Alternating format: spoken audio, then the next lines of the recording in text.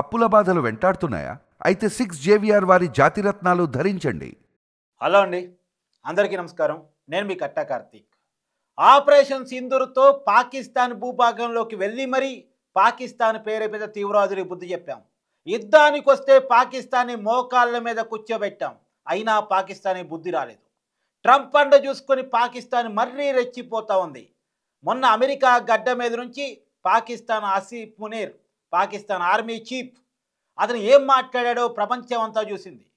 భారతదేశం మీద అనుభవములు వేస్తాడంట, తను నాశనం అయ్యే కాడికి వస్తే సగం ప్రపంచాన్ని నాశనం చేస్తాడంట, సింధు జలాల మీద ప్రాజెక్టు కడితే బాంబులు పెట్టి లేపేస్తాడంట. అలా పిచ్చి పిచ్చిగా మాట్లాడటం మనం చూసాం, అది కూడా అమెరికా గడ్డ మీద నుంచి. నిన్న పాకిస్తాన్ స్వతంత్ర దినోత్సవ వేడుకల్లో ఆగస్టు 15 భారతదేశం స్వతంత్ర దినోత్సవాన్ని జరుపుకుంటూ ఉంటుంది. ఆగస్టు 14 పాకిస్తాన్ స్వతంత్ర దినోత్సవాన్ని జరుపుకుంటూ ఉంటుంది. నిన్న పాకిస్తాన్ స్వతంత్ర వేడుకల్లో పాకిస్తాన్ ప్రధాని షరీఫ్ మాట్లాడుతూ, యుద్ధానికి వచ్చినప్పుడు భారతదేశానికి బుద్ధి చెప్పాం, కేవలం ట్రంప్ మాటల వల్ల వదిలేసాం, లేకపోతే భారత్ని రేపేసే వాళ్ళం అంటూ పిచ్చి ప్రకటన చేశాడు. భారత్ని వదిలిపెట్టం సింధు జలాల విషయంలో అనేది నిన్న షరీఫ్ చేసిన మాట. ఇది పాకిస్తాన్ ప్రజలను జొజ్జరు కొట్టేందుకు మాట్లాడుతున్నారా, లేదు భారతదేశంతో కవ్వింపు చర్యల కోసం మాట్లాడుతున్నారా? మొన్న లేటెస్ట్గా పాకిస్తాన్ వాళ్ళు మన ఆర్మీ మీద కాల్పులు జరపటం, నిజానికి సీజ్ ఫైర్ ప్రకటించింది, కానీ కాల్పుల విరమణ ఒప్పందం ఉల్లంఘించి వాళ్ళు కాల్పులు జరిపే ప్రయత్నం చేయటం మనం బోర్డర్లో చూస్తూ ఉన్నాం. నిబంధనలు ఉల్లంఘించి వాళ్ళు ఏ రకంగా ప్రవర్తిస్తున్నారో, ఏ రకంగా కవ్వింపులకు పాల్పడుతున్నారో చూస్తూ ఉన్నాం. నిజానికి పాకిస్తాన్లో తిరుగుబాటు చర్యలు జరుగుతూ ఉన్నాయి. అక్కడ ప్రభుత్వానికి వ్యతిరేకంగా అక్కడ ప్రజలు తిరుగుబాటు చేస్తూ ఉన్నారు. అక్కడ పేదరికం, అక్కడ అసమానతలు, అక్కడ నిరుద్యోగం కారణంగా అక్కడ ప్రజలు అక్కడ ప్రభుత్వాన్ని తీవ్రంగా వ్యతిరేకిస్తూ ఉన్నారు.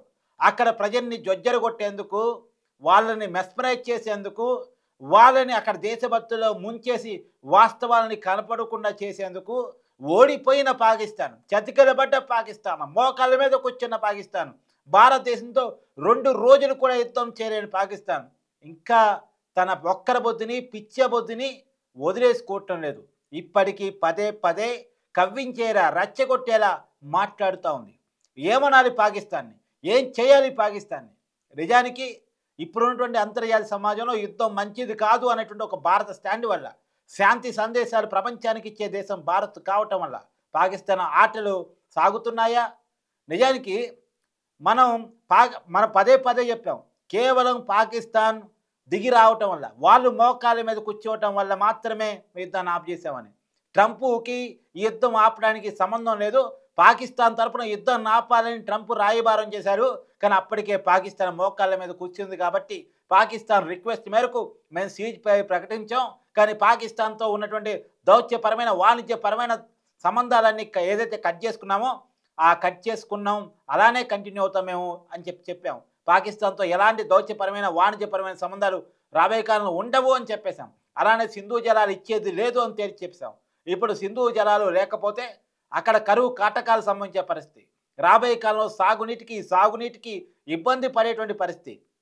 కాబట్టి అక్కడ పాకిస్తాన్ ప్రజలు, పాకిస్తాన్ ప్రభుత్వమే తీసుకున్న ఒత్తిడి వల్ల, లేకపోతే వాళ్ళకి సహజమైన పిచ్చి ఉంది కాబట్టి ఆ పిచ్చి ప్రేరేపణ వల్ల, లేదు ట్రంప్ని చూసుకొని రెచ్చిపోతున్నారో తెలియదు. కానీ ఎందుకంటే అమెరికా మన మీద విధిస్తున్నటువంటి ఆంక్షల కారణంగా, అమెరికా విధిస్తున్నటువంటి టారిఫ్ వారి కారణంగా మనం చైనాతోటి, రష్యాతోటి గట్టిగా వెళ్ళాలి, సమాంతరమైనటువంటి అమెరికా వ్యతిరేక ప్రపంచాన్ని నిర్మించడానికి సిద్ధం అని చెప్పేసి భారతదేశం సంకేతాలు పంపిస్తూ ఉంది. ఒకేపు బ్రిక్స్ ద్వారా డిఫరెంట్ కరెన్సీని కూడా ప్రపంచంలో సర్క్యులేట్ చేయడానికి భారతదేశం రంగం సిద్ధం చేసుకోబోతోంది. ఇలా అమెరికాకి అతిపెద్ద మార్కెట్ భారత్ రష్యా పక్క వెళ్ళటాన్ని అమెరికా జీర్ణించుకోలేకపోతూ ఉంది.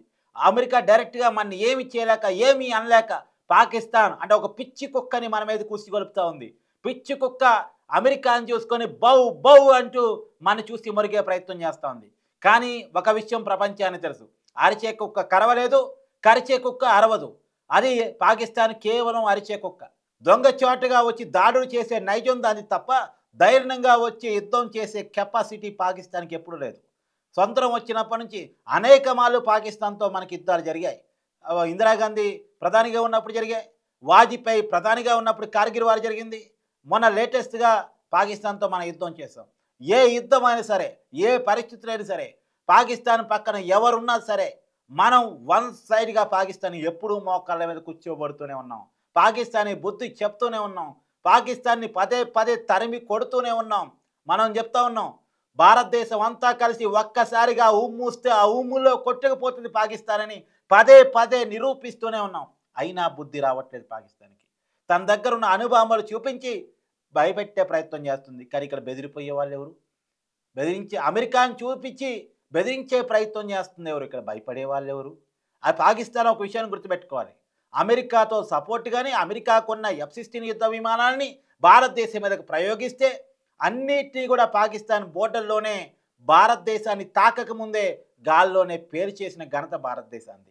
అమెరికాని యుద్ధ విమానాలు F-16 యుద్ధ విమానాలను గాల్లోనే పేర్చి పడేశాం. ఇంకా అంతకన్నా పాకిస్తాన్ అమెరికా నుంచి ఏం తీసుకొచ్చి భారతదేశం యుద్ధం చేస్తే? మన S-400 ద్వారా పాకిస్తాన్ రాడార్ సిస్టమ్ని కొలాప్స్ చేసి పడేస్తాం. ఇప్పటికీ పాకిస్తాన్ ఎయిర్ బేస్ సిస్టమ్స్ అన్నీ కూడా ICUలో ఉన్నాయి. మనం పాకిస్తాన్లోకి వెళ్ళి ఆపరేషన్ సింధూర్ పేరుతో 2 మహిళల్ని ముందు పెట్టి మరి పాకిస్తాన్లో ఉన్నటువంటి 4 ఉగ్రవాద శిబిరాలని, POKలో ఉన్నటువంటి 5 ఉగ్రవాద శిబిరాలని, మొత్తం 9 ఉగ్రవాద శిబిరాలని వాళ్ళ దేశంలోకి వెళ్ళి వాళ్ళ తీవ్రవాద శిబిరాల మీద మనం దాడి చేసి మళ్ళీ తిరిగి మన దేశంలోకి క్షేమంగా వస్తే ఆపగలిగిందా పాకిస్తాన్? గుర్తించగలిగిందా పాకిస్తాన్ రాడార్ సిస్టమ్? అది పాకిస్తాన్కి ఉన్న టెక్నాలజీ. కానీ భారతదేశం ఇవాళ ప్రపంచంలోనే ఇవాళ అమెరికా భయం ఏంటంటే అమెరికా ఆయుధాల వ్యాపారం చేస్తుంది. ఆయుధాలు ఇప్పుడు మనం అమెరికా దగ్గర కొనడానికి సిద్ధపడట్లేదు. అమెరికా వ్యవహరిస్తున్న వైఖరి వల్ల మనం దాన్ని సిద్ధపడట్లేదు. రష్యాతో కొద్దిగా ముందుకెళ్ళాలని అనుకుంటున్నాం. కాబట్టి అమెరికా తన దారిలోకి భారతదేశం తీసుకొచ్చుకోవాలని పాకిస్తాన్ని ముందు పెట్టి ఇలాంటి రాజకీయం, చచ్చు రాజకీయం, నీచ రాజకీయం, కుళ్ళు రాజకీయం, నీతిమాలిన రాజకీయం చేస్తూ ఉంది. కానీ ఇలాంటి రాజకీయం తెలియందా భారత్కి? ఇలాంటి వాళ్ళని ఎంతమందిని చూడలేదు? సొంతంగా పోరాడి సొంతం తెచ్చుకున్న దేశం భారతదేశం. భారతదేశానికి సార్వభౌమాధికారం ఉంది. భారతదేశానికి ఆర్థిక స్వతంత్రం ఉంది. ఇవాళ భారతదేశం అమెరికా కంటే గ్రోత్ రేట్ ఎక్కువ ఉంది. అమెరికా గ్రోత్ రేట్ 1.9% ఉంటే భారతదేశం గ్రోత్ రేట్ 6.5% ఉంది. భారతదేశం అభివృద్ధి చెందుతున్న దేశంగా ఎదుగుతూ ఉంది. రక్షణ రంగంలో, డిఫెన్స్ రంగంలో, టెక్నాలజీ రంగంలో అన్ని రకాలుగా భారతదేశం అభివృద్ధి చెందుతూ ఉంది. నిజానికి అమెరికా అభివృద్ధిలో కూడా భారతీయుల పాత్ర మరవలేనిది, మర్చిపోలేనిది. ఇలా అమెరికా వాళ్ళు గుర్తించకపోవచ్చు కాక, కానీ ప్రపంచానికి తెలుసు వాస్తవాలేంటో. లెక్కలు తీస్తే భారతీయుల శ్రమెంతో అందరికీ తెలుసు. ఇలా అమెరికా టాప్ మోస్ట్ కంపెనీలో CEOలుగా ఎవరున్నారో కూడా ప్రపంచం మొత్తానికి తెలుసు. వాస్తవాలు వాస్తవాలుగానే ఉంటాయి. అమెరికా దాచిపెడితే దాగవు.